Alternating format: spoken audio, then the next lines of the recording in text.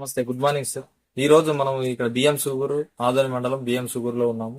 ఇక్కడ ఉన్న రైతు మల్లికార్జున రెడ్డి గారి పొలంలో సింధు అనే విత్తనం వేసినాడు. అక్కడ వేసిన తర్వాత పంట దిగుబడి ఇంటికి తీసుకొచ్చుకున్నాడు. ఇంటికి తీసుకొచ్చిన తర్వాత ఆయన మాటల్లో ఎలా ఉందనేది అడుగుతున్నాము. మల్లికార్జున రెడ్డి గారు, నమస్తే రెడ్డి గారు. నమస్తే అండి. సింధు అనే వెరైటీ వేసినారు కదా, ఇది ఎలా ఉంది మీకు పత్తి? ఇది బాగుందండి. పత్తి అంటే బాగున్నడం అంటే ఎలా బాగుంది. ఇది పత్తి తీయడానికి సులభం ఉంది, తూకం ఉంది. పత్తి మందు ఫ్రేమ్స్ అన్నిటి చేనులు కొట్టినా దీనికి కొట్టినాను. కొట్టలేము. పత్తి విడిపెట్టడానికి వచ్చిన కూలి వాళ్ళు ఏమంటున్నారు? మెత్తగా ఉంది సార్, తీనికి మెత్తగా ఉంది. మెత్తగా సులభంగా వస్తుంది.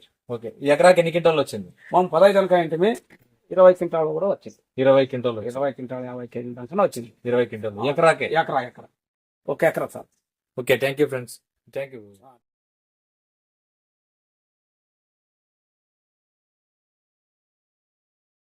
జిల్లా గురజాల మండలం దైవ గ్రామం. నా పేరు పోటల నాగేశ్వరరావు. నేను 6 ఎకరాలు పత్తి వేశాను.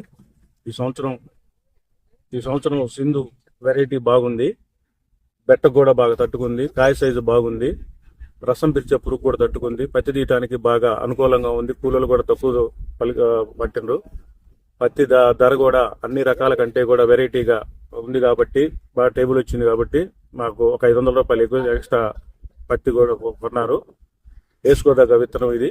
దసరా టైంలో కూడా ఒక నెల వర్షం లేకపోయినా కూడా వేరే పంటలో పత్తి కూడా అదంతా రాలిపోయినా కూడా ఇది ఒక నెల తట్టుకొని బెట్టకు రాకుండా 13 నుంచి 14 క్వింటాల పత్తి వచ్చింది. తక్కువలో వచ్చింది కాబట్టి మళ్ళీ నేను వేరే పంట కూడా సెట్ చేసుకున్నాను. వేసుకోదగ్గ విత్తనం సింధు.